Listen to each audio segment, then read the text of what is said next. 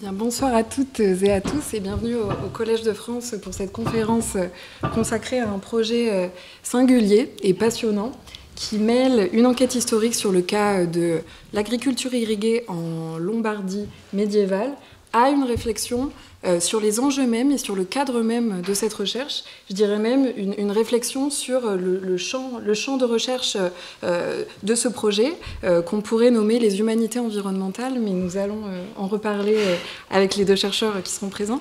Donc c'est un projet qui est encore en cours. Il a débuté en septembre 2024. Donc aujourd'hui, nous allons aborder des résultats de recherche, mais aussi des hypothèses, des interrogations. Nous essaierons aussi de comprendre comment se fait cette recherche. Cet événement, ce soir, s'inscrit dans le cycle de conférences à la recherche d'un avenir commun durable. Ce projet est en effet soutenu par l'initiative Avenir commun durable. C'est une initiative qui est née en 2021 du désir, de l'envie de plusieurs professeurs du Collège de France d'agir face aux enjeux climatiques et de questionner ces différentes problématiques. Et pour ce faire, Avenir commun durable bénéficie du soutien de la Fondation du Collège de France, de ses grands mécènes, la Fondation Covea et Total Énergie, et de ses mécènes, Forvia et Saint-Gobain. Donc le projet qu'on évoque aujourd'hui mêle, comme je le disais, une enquête historique à une réflexion épistémologique dans le but d'historiciser et d'interroger le rapport des sociétés pré-industrielles à leur environnement. Ce projet est mené par Louise Gentil, sous la direction de Patrick Boucheron et de François-Xavier Fauvel. Et nous avons la chance de recevoir Louise Gentil et un peu plus tard Patrick Boucheron, qui est coincé dans le métro, mais qui arrive d'ici quelques minutes. Donc je vais présenter mes invités, la moitié de mes invités. Donc Louise Gentil, vous êtes docteur en histoire médiévale, vous êtes spécialiste de l'Italie au Moyen-Âge. Votre thèse portait sur la documentation d'une abbaye cistercienne milanaise entre le XIIe et le XIVe siècle, et vous êtes aujourd'hui postdoctorante au Collège de France. Patrick Boucheron, qui arrive d'une minute à l'autre, est historien, il est spécialiste du Moyen-Âge et professeur du Collège de France. Il est titulaire de la chaire Histoire des pouvoirs en Europe occidentale, XIIIe XVIe siècle, et ce depuis 2015. Il est aussi éditeur, l'auteur de nombreux ouvrages, et parmi ses dernières publications, on peut citer Le temps qui reste, qui est un ouvrage dans lequel il évoque notamment l'urgence climatique actuelle. François-Xavier Fauvel, qui n'est pas là ce soir, qui n'est pas là du tout ce soir et ne sera pas là ce soir, co-dirige ce projet. Il est lui aussi professeur du Collège de France et titulaire de la chaire Histoire et archéologie des mondes africains depuis 2019. Donc, comme je le disais, le point de départ du projet, c'est une enquête sur le cas de l'agriculture irriguée en Lombardie. La Lombardie, qui est une région du nord de l'Italie, entre le XIIIe et le XVIe siècle. Et Louis Gentil, donc je m'adresse à vous car vous menez cette enquête. Pour entrer en matière et qu'on puisse comprendre, se faire une idée de cette région à cette époque, pouvez-vous nous dire, selon l'avancée de vos travaux bien sûr, mais pouvez-vous nous dire ce qu'on sait de l'organisation de cette société et de l'activité agricole à ce moment-là ? Alors oui, tout à fait. C'est une vaste question, donc je vais essayer de répondre de manière un petit peu générale, de vous dresser un petit peu un tableau pour que vous réussissiez à vous projeter. Alors tout d'abord, la question de la Lombardie pose l'enjeu de la pédologie. Je vais peut-être montrer juste la seconde carte. Oui. Voilà. Donc là, vous avez une carte de situation générale de l'espace sur lequel je travaille, qui est donc situé dans le triangle entre Milan, Pavie et Lodi. Et donc cet espace-là, il est caractérisé par une pédologie particulière. Donc la pédologie, qu'est-ce que c'est ? C'est la structure du sol. Donc pour le dire rapidement, donc vous voyez que le Pô traverse l'Italie, le nord de l'Italie, d'ouest en est, et exactement au niveau de la ville de Milan, à peu près à ce niveau-ci, se situe un changement structurel dans le sol, c'est-à-dire que vous avez une bipartition entre ce qu'on appelle la haute plaine et ce qu'on appelle la basse plaine. La haute plaine, c'est une zone de terre qui sont plutôt sèches et calcaires, alors que la basse plaine, c'est une zone de terre qui est plus argileuse. Cette structure du sol, elle permet une gestion particulière des eaux, c'est-à-dire qu'il faut s'imaginer que les eaux qui arrivent des Alpes s'infiltrent très rapidement dans la haute plaine, ce qui explique qu'elles soient sèches, alors qu'elles ont une tendance à stagner, pour le dire très vite, dans la basse plaine. Et donc du coup, dans la basse plaine du Pô, qui est située, donc, pour l'endroit qui nous intéresse, entre Milan et le Pô que vous avez ici, donc dans cet espace-là, vous avez des structures pédologiques qui sont spécifiques et qui créent cet environnement humide et donc apte à une agriculture qu'on pourrait qualifier d'irriguée, compte tenu des structures qui sont mises en place. Ensuite, pour ce qui est de l'organisation générale de la société, il n'y a pas une organisation générale de la société entre XIIIe et XVIe siècle à cet endroit-là. Pour ce qui est de l'agriculture, ce que je voulais juste vous préciser, c'est qu'il y a une séparation entre les propriétaires des terres, les tenanciers et les paysans, c'est-à-dire que ce ne sont pas les mêmes personnes qui sont propriétaires, qui organisent la gestion agricole et qui travaillent effectivement dans les champs. Et donc, pour aller un petit peu plus dans la précision, les grands propriétaires de terres, entre XIIIe et XVIe siècle, ce sont très majoritairement des institutions ecclésiastiques. Et donc, du coup, c'est pour ça que c'est à partir de ces fonds-là que je travaille. D'accord, bon, on y reviendra. Ouais. Pour ce qui est de l'agriculture irriguée, est-ce qu'on pourrait rentrer un petit peu plus dans le détail? J'ai cru comprendre qu'il y avait une organisation assez intéressante. Oui, absolument. Et dans ce cas-là, je vais peut-être revenir plutôt à ce qu'il y avait juste avant. Donc, pour ce qui est de l'agriculture irriguée, on peut se poser la question d'abord de qu'est-ce qu'on produit. Donc, pour l'usage de l'irrigation vise à multiplier la production de foin en Lombardie, en tout cas entre XIIIe et XVe siècle. Donc, pourquoi est-ce qu'on produit du foin? Notamment pour nourrir des bêtes d'élevage, mais aussi pour nourrir les nombreuses cavaleries militaires qui sillonnent la région. Donc là, on a un lien entre la production de cette économie régionale et la production qu'on pourrait dire européenne, ou en tout cas l'économie européenne, compte tenu du fait que ces bêtes d'élevage, elles servent non seulement à produire de la viande, mais surtout à produire de la laine, qui elle-même sert à tisser des draps, qui eux font partie de ce qu'on appelle le grand commerce européen, si on veut le dire vite, à la période médiévale. Donc voilà pourquoi est-ce qu'on produit du foin dans cet espace-là. Et si on regarde ce document-là, hop là. Je me mets là donc là, vous avez le cours du Lambro, donc qui est un des fleuves que vous pouvez retrouver ici, qui est donc figuré ici dans un document de la fin du XIVe siècle. Donc vous avez le cours central qu'on dérive par ces dérivations. Vous avez ici les moulins qui sont présents, et donc vous avez ce qui est noté sur ces petits carrés rouges, c'est le nom des propriétaires de ces moulins. Et vous avez ici des dérivations secondaires qui partent, et donc ces trappes qui sont ici figurées en rouge, ce sont les trappes qui permettent de réguler les tours d'irrigation de cette agriculture irriguée. D'accord. Ce que je trouve très intéressant dans ces découvertes et aussi plus globalement, c'est que grâce à ces découvertes et aussi aux connaissances que vous avez sur la période, vous déconstruisez certaines idées reçues sur le rapport qu'avaient les sociétés médiévales à leur environnement. Donc on parle ici de la société lombarde, mais peut-être plus globalement les sociétés européennes, vous allez nous le dire.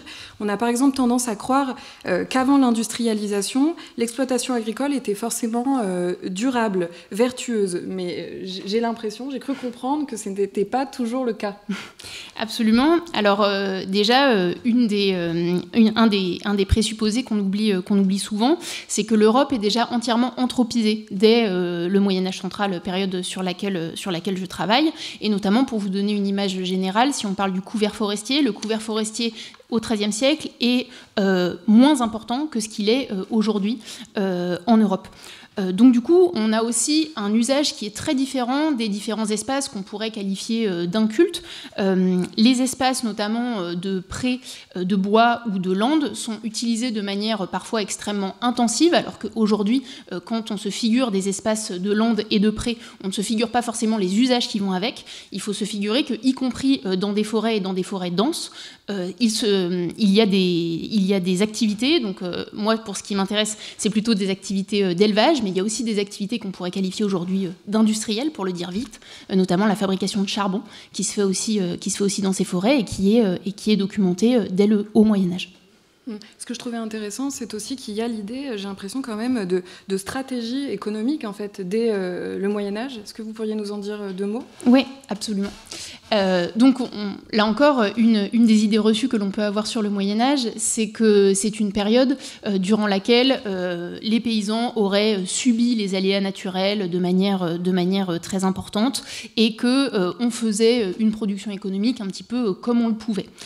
Or, ce n'est pas le cas. On peut voir qu'il y a des stratégies stratégies économiques qui sont mises en place, notamment par les grandes institutions ecclésiastiques qui effectuent des investissements. Donc moi, les investissements sur lesquels je travaille, ce sont des investissements de canalisation et d'irrigation, des investissements qui nécessitent la mobilisation de sommes véritablement importantes et qui parfois se font en lien entre plusieurs institutions ou entre une institution ecclésiastique et une commune à laquelle elle est particulièrement liée. Et donc, on a véritablement des stratégies d'investissement économique qui sont mises en place avec derrière des logiques de production. C'est-à-dire que quand on creuse un canal, en général, et c'est parfois même noté dans les contrats qui les précèdent, on sait que ce canal a pour but, par la suite, d'apporter de l'eau à un endroit afin de pouvoir irriguer telle ou telle terre.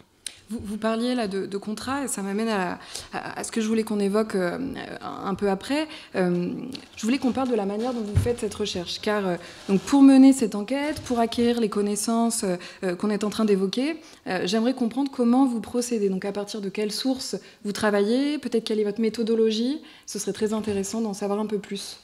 Alors tout à fait. Pour résumer les types de sources que j'utilise, il y en a 3 grands types. Tout d'abord, ce qu'on appelle les sources documentaires, et qui, dans mon cas, sont des sources notariales. Ça veut dire que ce sont des actes d'achat, de vente, de location de terres, en grande partie, qui parlent donc de la manière dont ces parcelles sont mises en valeur, éventuellement du travail qui a lieu sur ces parcelles. Donc ça, c'est pour la catégorie des sources documentaires qui sont donc instrumentées par des notaires dès le XIe siècle en Lombardie. Ensuite, il y a toute la catégorie de ce qu'on appelle les sources normatives, dans laquelle on peut faire rentrer l'ensemble des corpus de loi, pour le dire très vite. Et ce qui m'intéresse particulièrement, ce sont donc les statuts.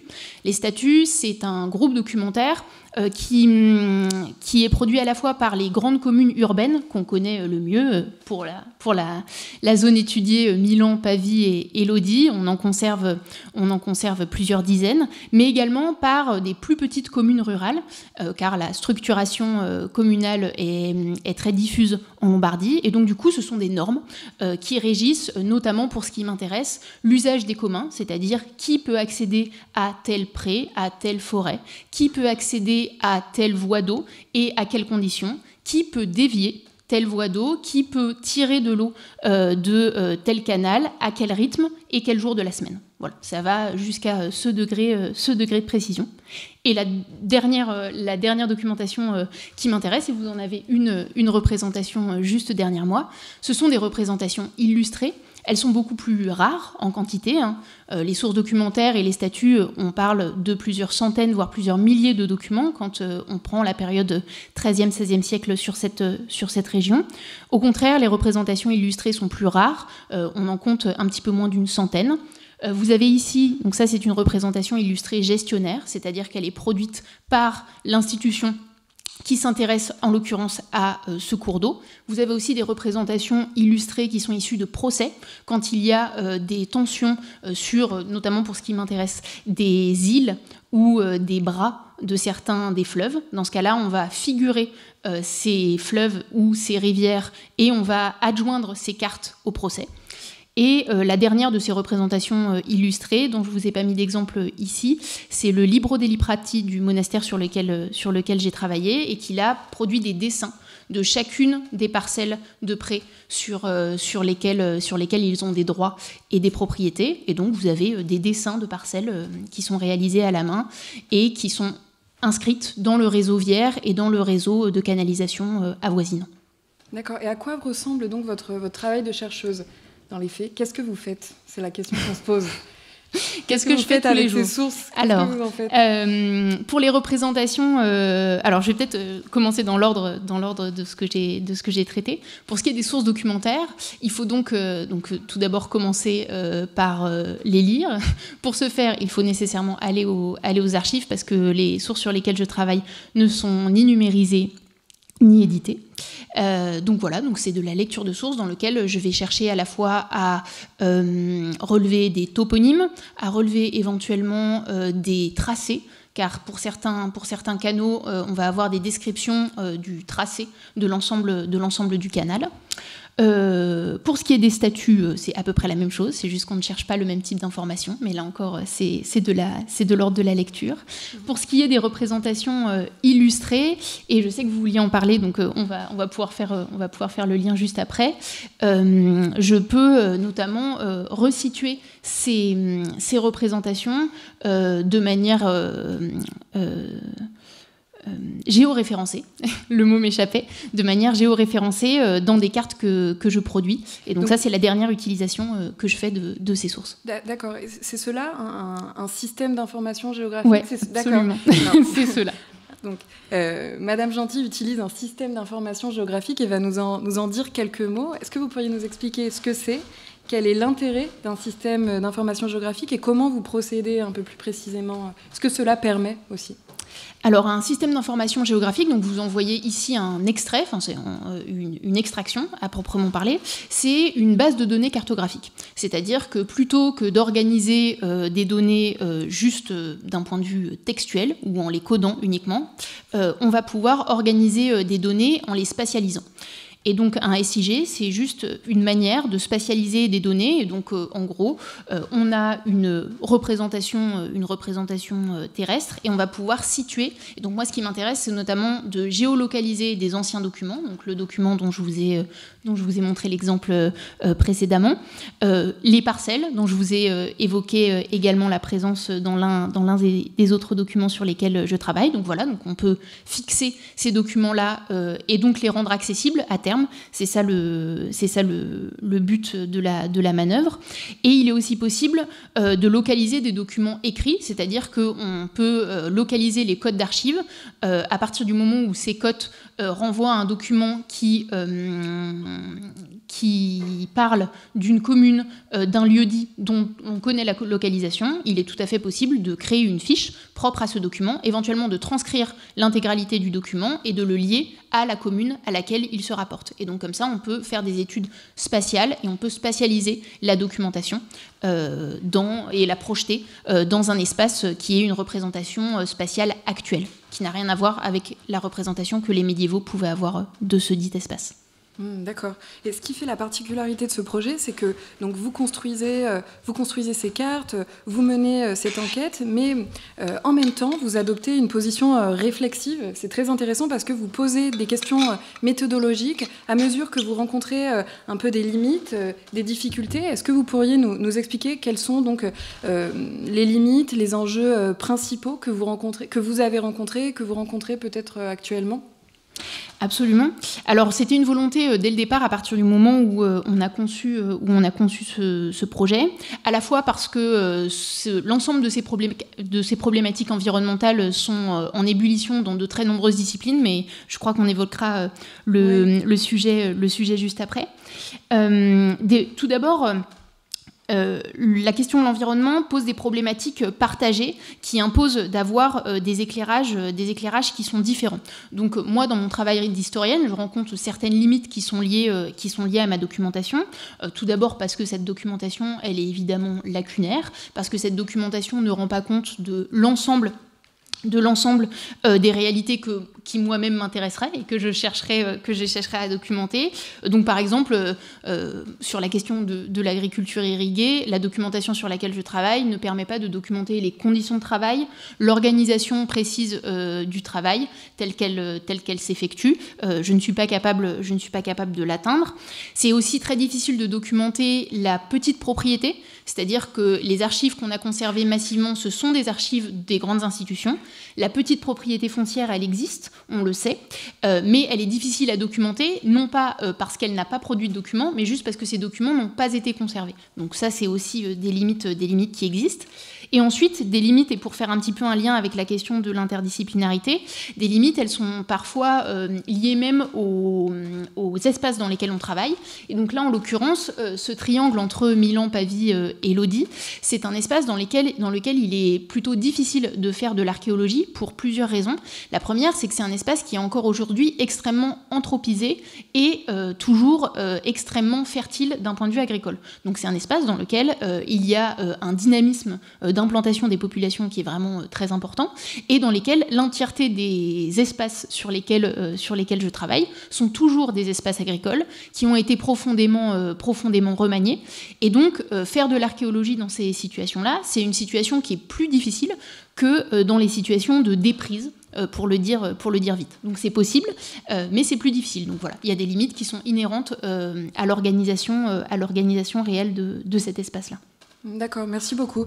Vous commenciez à évoquer la question de l'interdisciplinarité. Ça me permet de prendre encore plus de recul sur vos travaux. Donc voilà, on est encore plus loin. Et c'est très intéressant le regard que vous portez sur ces travaux, parce que donc l'étude des rapports des sociétés à leur environnement, l'étude des problématiques environnementales, je crois que vous le disiez, traverse toutes les sciences sociales. Donc les questions qu'on vient de se poser, elles pourraient être posées donc en histoire, mais aussi en archéologie, en philosophie, en anthropologie.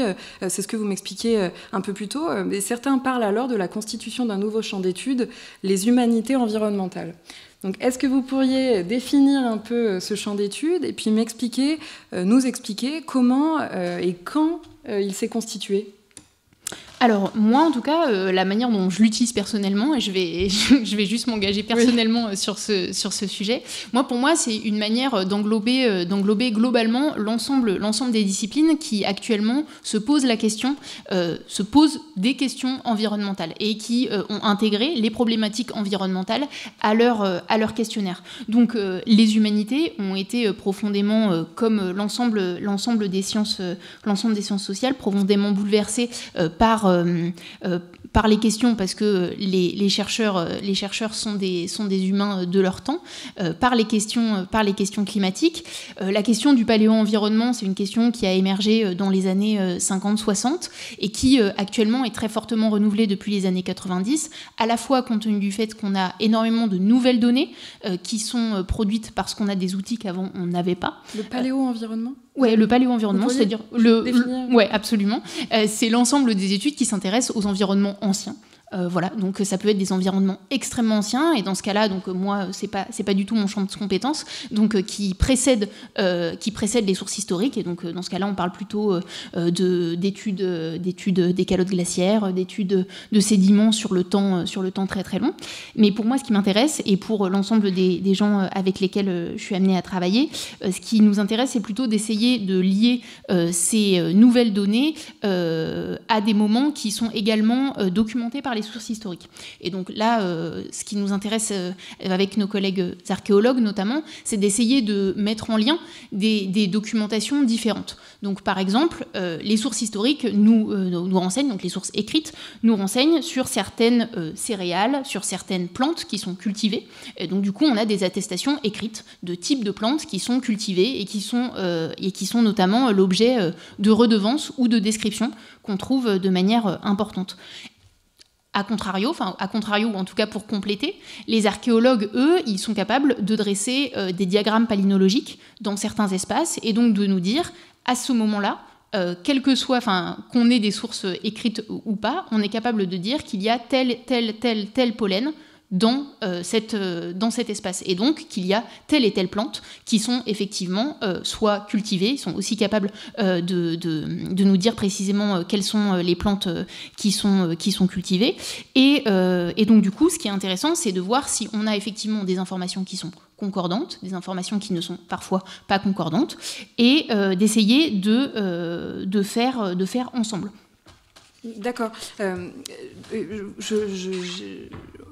On se parlait une fois dernière, et j'ai cru comprendre que l'histoire des humanités environnementales, on dit que c'est un champ de recherche qui s'est constitué récemment, peut-être ces 20 dernières années, j'ai cru comprendre, mais il y a une histoire de l'histoire environnementale qui remonte je crois, aux années 70.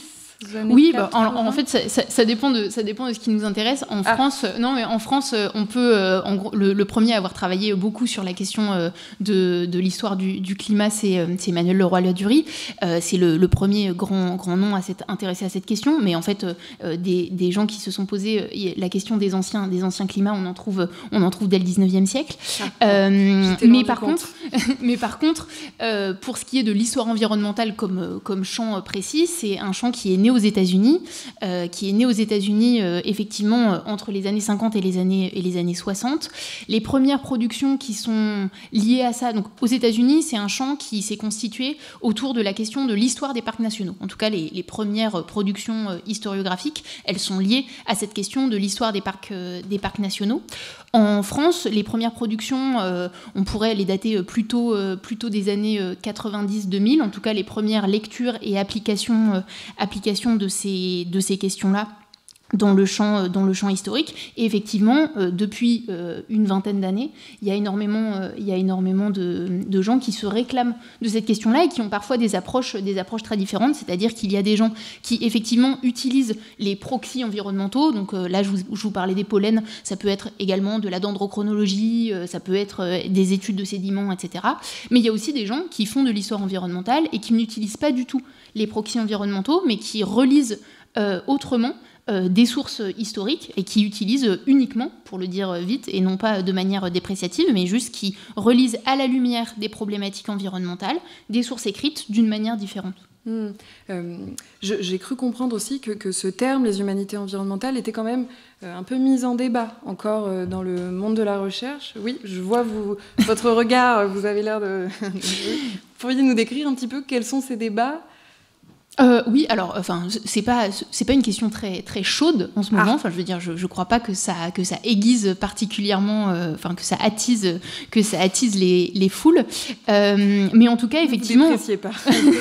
non, mais je veux dire, c'est pas quelque chose qui est actuellement au centre d'un débat conceptuel intense. Et d'ailleurs, moi, je pense que ça devrait l'être. En fait, on devrait se poser la question des termes et des outils qu'on utilise pour mener ces analyses. En général, on va plutôt parler en tout cas en histoire, on va plutôt parler d'histoire environnementale. On va pas forcément se réclamer des humanités environnementales. En archéologie, c'est pareil. On a même des collègues archéologues qui se définissent autrement, enfin qui disent qu'ils sont archéozoologues, qui sont archéopalynologues, enfin qui ont des définitions bien plus précises sur les questions techniques qu'ils traitent au jour le jour. Voilà, ça dépend aussi un petit peu des outils qui sont mis en place. Moi, en tout cas, je l'utilise volontairement justement pour dire qu'il y a un enjeu à faire ensemble des sciences sociales et à essayer de mettre en commun des outils et des concepts. Vous parlez de cet enjeu à faire ensemble. Il semble utile, voire peut-être nécessaire pour aborder les problématiques environnementales, l'enjeu de l'interdisciplinarité. Donc l'interdisciplinarité, c'est-à-dire la collaboration de plusieurs disciplines sur un même sujet. L'interdisciplinarité, selon vous, sur ces questions, c'est nécessaire, en fait? On ne pourrait pas penser ces questions autrement? En tout cas, je pense que c'est intéressant. C'est-à-dire qu'il y a tellement à faire que malheureusement, on n'est pas obligé de faire de l'interdisciplinarité. C'est-à-dire que chacun dans nos champs, on peut déjà faire énormément et c'est déjà très bien. Mais je pense que la question de la discussion préalable des concepts qu'on utilise et des outils qu'on met en place, c'est une question qui est intéressante. Et pour ma part, c'est pour cette raison que je me tourne vers le SIG et vers l'utilisation des cartes, parce que pour moi, ça pose la question de l'interopérabilité et de la production collective des données. C'est-à-dire, comment est-ce qu'on peut vraiment travailler avec des archéologues sur un champ d'études, et notamment en partageant des outils avec eux et en mettant au point des choses sur lesquelles on peut travailler ensemble. Et donc, notamment, les bases de données spatialisées sont un moyen de mettre ensemble des données. Et donc, moi, par exemple, j'ai récupéré certaines couches du SIG sur lequel je travaille, auprès de certains ingénieurs qui travaillent sur l'histoire des réseaux de canalisation, auprès de certains archéologues qui, eux, produisent des données stratigraphiques au moment où ils font leurs fouilles, c'est-à-dire que eux, c'est une manière d'archiver leurs données de fouilles que de procéder par un SIG. Et ensuite, pour ce qui est du lexique notamment, je pense là plutôt notamment aux anthropologues et aux philosophes qui ont évidemment beaucoup travaillé sur les questions de nature et d'environnement, là encore pour le dire de manière très vite et à la hache, ces dernières années, sur les questions de la bipartition nature-culture éventuelle son renouvellement entre donc nature, culture, humain, non humain, et donc de savoir avec quels termes on s'exprime, avec quels termes est-ce qu'on utilise dans les textes qu'on produit, ça nous permet véritablement d'essayer d'avancer ensemble. Mais j'imagine que quand même il y a c'est pas pour être un peu pessimiste, mais j'imagine que c'est pas simple en fait de collaborer même entre sciences sociales, mais même parfois entre sciences sociales et sciences expérimentales. Comment on fait pour travailler ensemble? J'imagine qu'il y a quelques difficultés, quelques enjeux. Oui, alors déjà il y a des difficultés de réussir à parler de la même chose au même moment. C'est-à-dire, et donc notamment la question des outils. Il y a notamment des archéologues qui sont spécialistes. Moi par exemple, je sais lire un diagramme de palynologie, mais je ne sais pas produire un diagramme de palynologie. Et donc si je ne suis pas consciente de la manière dont on prélève des pollens, de la manière dont on peut mener une étude dendrochronologique, je ne peux pas comprendre la manière dont moi je peux l'utiliser pour produire des données historiques dans mon récit historique. Et donc la question de réussir à comprendre les procédés méthodologiques des autres sciences avec lesquelles on travaille, c'est une question qui est importante. Pour ce qui est de la question du lexique, avec les anthropologues, c'est plutôt une question de lecture. En général, en histoire, et c'est parce qu'on a aussi une volonté un petit peu hégémonique, et on essaye de s'en amender, mais il n'empêche que c'est quand même un petit peu le cas. Il y a une tendance à la récupération de nombreux concepts qui sont forgés ailleurs et qui sont parfois employés de manière un peu lâche dans l'ensemble des productions. Et donc, se poser précisément la question de à quel moment est-ce que ce concept a été produit, est-ce que je peux vraiment l'utiliser dans le cadre de mes recherches et pourquoi est-ce que je l'utilise ainsi et comment est-ce que je l'applique, c'est vraiment des questions qu'il est intéressant de se poser.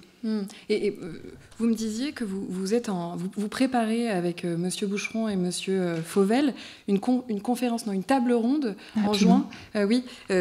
Sur ces questions, pourriez-vous nous en parler un tout petit peu? Quel est le but? Bon, on comprend quels sont les enjeux, mais quels sont vos buts?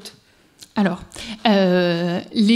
l'enjeu principal, c'est d'essayer de réunir des spécialistes très différents et justement de réussir à les faire parler ensemble. Le but, c'est ce dont je vous parle un petit peu depuis tout à l'heure, c'est-à-dire essayer de discerner des directions communes, c'est-à-dire sur quel effort est-ce qu'on doit mener, dans quelle direction est-ce qu'on doit continuer de chercher, éventuellement de manière prioritaire, c'est-à-dire est-ce qu'il y a des enjeux sur lesquels est-ce qu'on a suffisamment avancé. Et pour ce qui est de la journée du 4 juin, vous êtes les bienvenus. Il y aura à la fois une réflexion théorique avec des historiens, des archéologues et des philosophes sur ces questions d'environnement, et il y aura aussi une grande table ronde de retour de pratique où il y aura, là encore, philosophes, archéologues et historiens qui nous parleront de leur terrain de recherche et de la manière dont eux, ils ont appliqué ces problématiques-là sur leur terrain de recherche.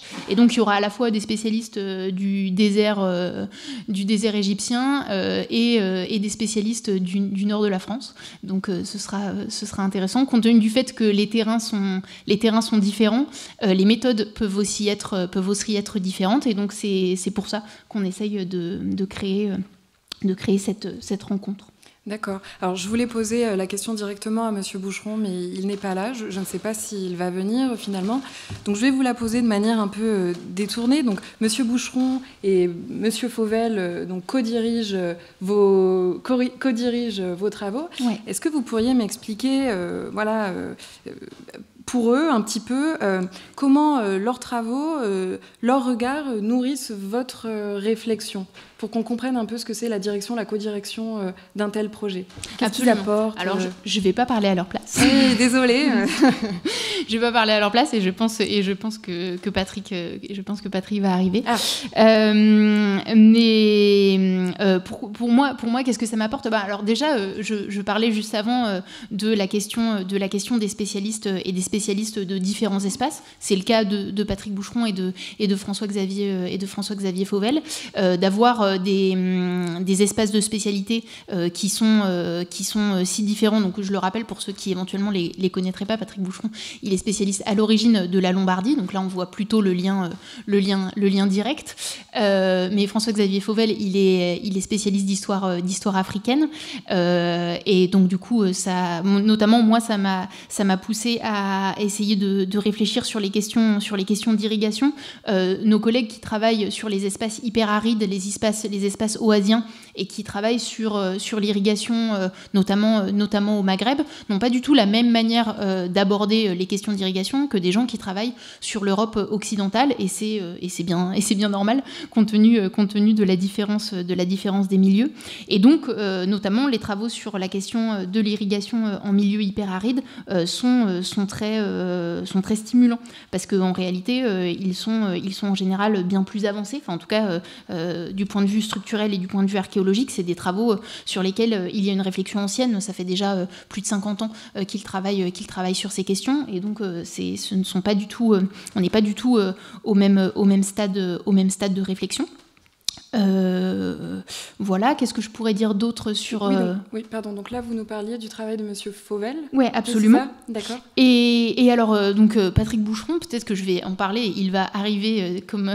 Ça va le faire venir, voilà, peut-être que ça va le faire venir. Lui, pour le coup, il a travaillé dans sa thèse sur la question de la canalisation en Lombardie, mais vu non pas du point de vue environnemental, comme moi j'essaye de le traiter aujourd'hui, mais vu du point de vue des pouvoirs. Ben voilà, je savais que ça allait le faire venir. On pourrait croire que c'était fait exprès, mais non. Oui, ça semble être une mise en scène. Promis, ceci n'a pas été répété en amont. Et car on me demandait sur quoi est-ce que tu travaillais en Lombardie. Bonjour Monsieur Boucheron. Bonjour, non, pas de problème. Donc j'étais en train de demander, je vais vous demander directement. Alors, vous sur ce projet, vous arrivez donc en soutien... Du Pérou, je viens juste du Pérou. Je sais. Et tout était bien parfaitement calibré. J'étais au Japon, ensuite en Argentine, aussi au Pérou. C'était compté sur la ligne 4. Donc vous bravez... Je chute au dernier kilomètre. Donc vous bravez les transports en commun, le décalage horaire pour être là avec nous. Donc c'est vraiment... Merci beaucoup. Oui, donc on était en train de se demander comment vous apportez votre savoir sur cette réflexion un peu que mène Madame Gentil dans le cadre de cette recherche. J'imagine que vos travaux, votre expérience permettent de nourrir cette réflexion méthodologique. Oui, c'est-à-dire que en fait, le terrain, je le connais, ou je le connaissais, puisque ce sont plutôt mes amours de jeunesse qui m'y ont conduit. Je le connais en aval, et du point de vue chronologique et du point de vue géographique. J'ai travaillé sur les villes, et sur les villes du Milanais à la fin du Moyen-Âge.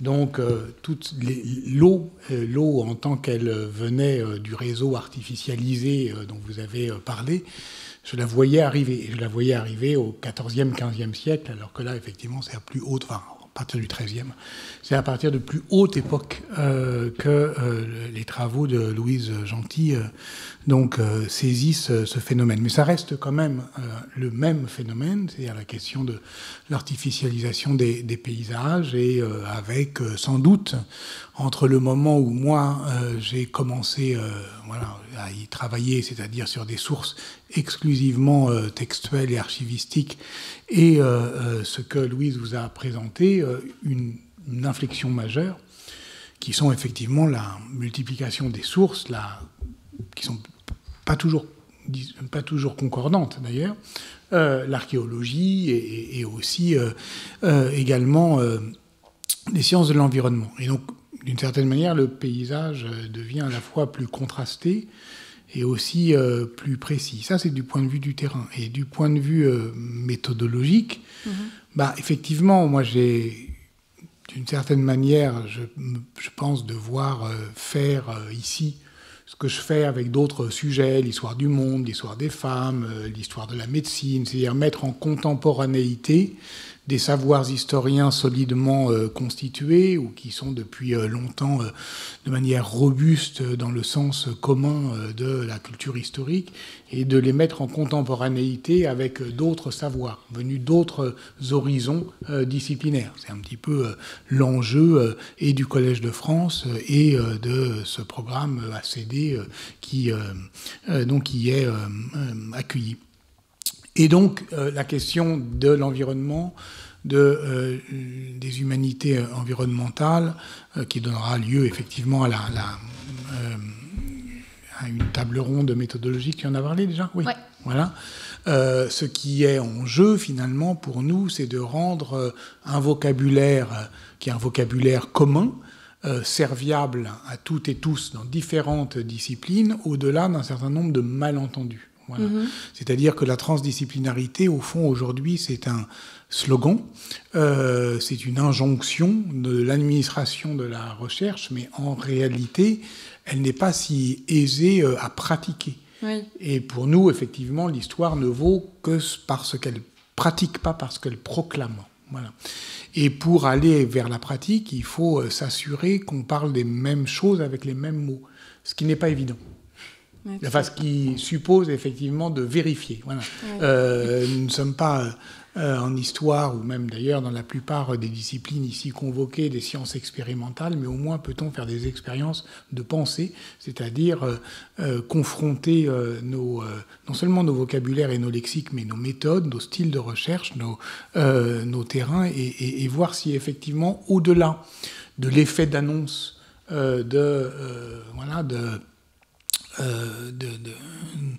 des slogans interdisciplinaires, il y a quelque chose à faire. Ce sera ma dernière question. On l'a déjà un peu évoqué, mais est-ce que vous auriez quelques clés alors pour parvenir à une vraie interdisciplinarité ? Est-ce que vous auriez quelques idées ?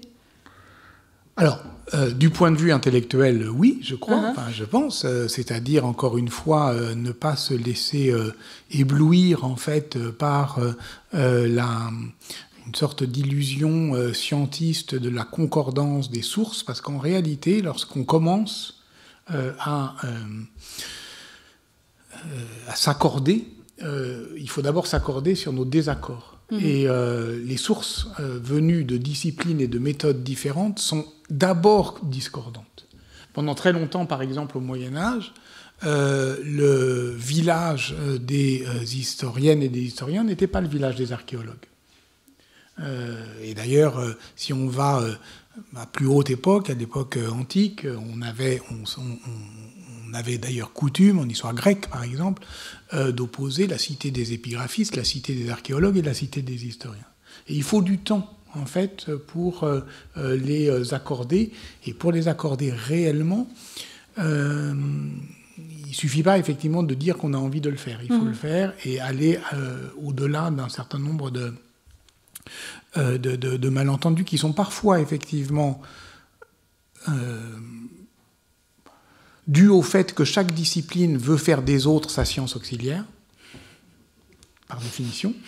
Voilà. C'est-à-dire que les archéologues disent oui, c'est intéressant, des historiens pour dater nos trucs, et inversement. Bon. Ça, c'est la première chose. Et l'autre chose, c'est qu'on se fait des illusions sur la scientificité des autres disciplines.